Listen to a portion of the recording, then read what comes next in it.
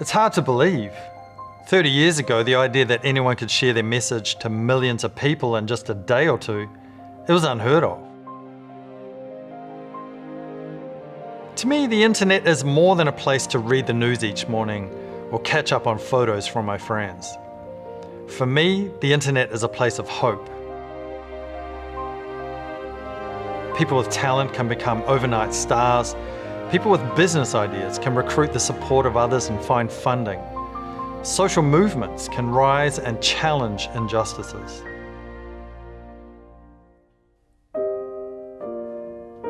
If you take away someone's ability to be social, they'll suffer. So the internet has allowed us to do something we couldn't have predicted, and something that's fundamental to human nature. And that's the ability to maintain a sense of recognition, a sense of respect, and a sense of acceptance through social connectedness. Those who complain that the internet has increased social isolation and withdrawal could not be more wrong. The internet has increased the intensity of social and civic engagement to a level that we never thought was possible. Before the internet, we might have spoken to 5 different people in a day. Nowadays, we routinely broadcast to thousands. No one could have predicted the world would become as connected as it is now. We can be joyful in the hope that social connectedness brings the world together, opening the door of opportunities to everyone, giving rise to a universe of fairness and equality. The internet is like the night. Without it, we'd never see the stars. This class is about why things go viral. It's for anyone who has a message they need to get shared, and not just brands. You'll learn the science behind why people behave the way they do when sharing information. Why are people attracted to some information and not others? What makes people spread good things about you? And perhaps above all, how to get noticed online, given consumers are now exposed to thousands of messages each day. I'm Brent Coker, and this is Virology, the science of spreading your message wide and far.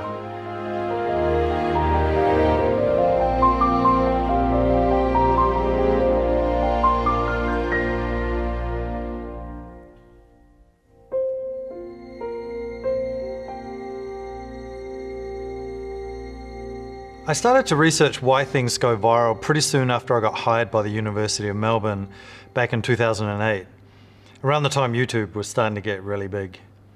I'd just finished my PhD in electronic commerce, and I had an interest in something called workplace internet leisure browsing, which is when people use the internet in the workplace for personal reasons instead of working. This was back in the days before smartphones. So I ended up doing a study that was looking at how much money was being lost each year from people browsing the internet when they should have been working, the so-called freedom to surf study. I had this theory that actually no money was being lost, contrary to popular beliefs at the time, since employees needed external access to the internet while at work to organize their lives. I mean, if you blocked off internet access, then employees would be resentful, ultimately less loyal, and ironically less productive. In other words, blocking the employee access to the internet was the wrong thing to do. Well, soon after I completed the study and the university put out a press release, I woke up one morning to thousands of emails and my phone was ringing off the hook. The press were reporting about new research which had found that it was okay to surf the internet for fun while people were in the workplace, something everyone wanted to do. My study had gone viral. But I remember feeling pretty uncomfortable with what was happening. I mean, my study was perhaps interesting, but it was also relatively trivial. I mean, there were others who were discovering drought-resistant crop strains to solve world hunger or important advances in curing cancer. It seemed to me they weren't getting the attention they deserved, while my trivial study was getting a lot of attention. So I started to study why things go viral. Surely it can't be a function of randomness, I thought. I started to uncover why things go viral and the secrets to building a strong brand.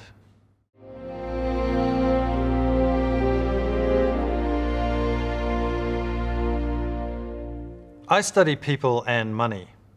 Essentially, that's what marketing is, how to make money. Money makes the world go around, as they say, And I've always been curious about how people react to having money, not having money, and how they spend money. I read a story about a guy in China who sold his house and liquidated most of his assets to buy Bitcoin. This was near the end of 2017 when the price of Bitcoin rose almost 2,000% that year. He had invested everything he owned into cryptocurrency on an exchange that unfortunately went bankrupt. And he lost all his Bitcoin. Essentially, he lost everything he owned. They found him a few days later outside the exchange holding a razor to his wrist, threatening to commit suicide. The pain of losing his money was unbearable, and he no longer wanted to live. Most people will do almost anything to get money, but they'll also go to great lengths to avoid losing money. People feel the most terrible pain when they lose it. Whether it's a bank robber risking his freedom, a gambler gambling his last dollar, or a trader buying Bitcoin in the hopes of the price increasing, risk is always correlated with reward. In business, it's the same.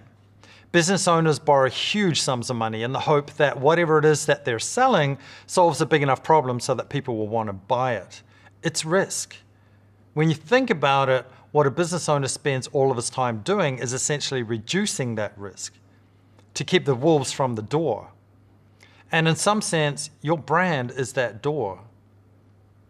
So it's not just about making money in business. It's also learning how not to lose money. In other words, minimizing risk.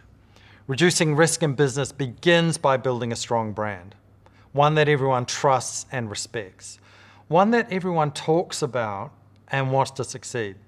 You can have a great product, but a mediocre brand, and you might succeed, but people aren't very forgiving, and the chances of growing successful is going to be a struggle. But when you're a strong brand, you can get away with a lot more.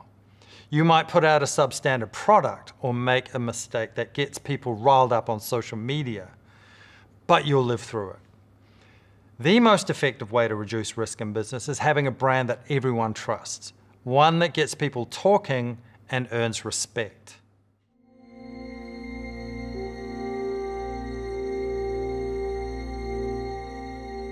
Brands have personalities. Strong personalities get talked about.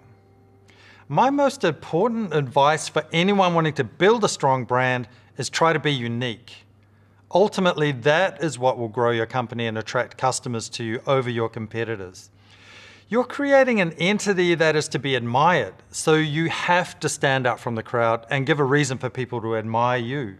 Compare UPS to FedEx or Apple to Microsoft. These companies are in the same market competing for the same customers, but their personalities are very different from each other. Consumers form an impression about your brand with every point of contact they have with you. From your interactions with your staff to how clean your company van is, each point of contact adds to an image of what your brand is all about, how likable you are. So treat your brand like a person. Build a strong personality. Every social media update, the colors you use, the style, your actions, everything needs to be consistent. Match the belt with the shoes. The strongest brands out there are not defined by their size, but rather the feelings that people have when they think about the brand. You've got to have a consistent brand, but you also got to be memorable.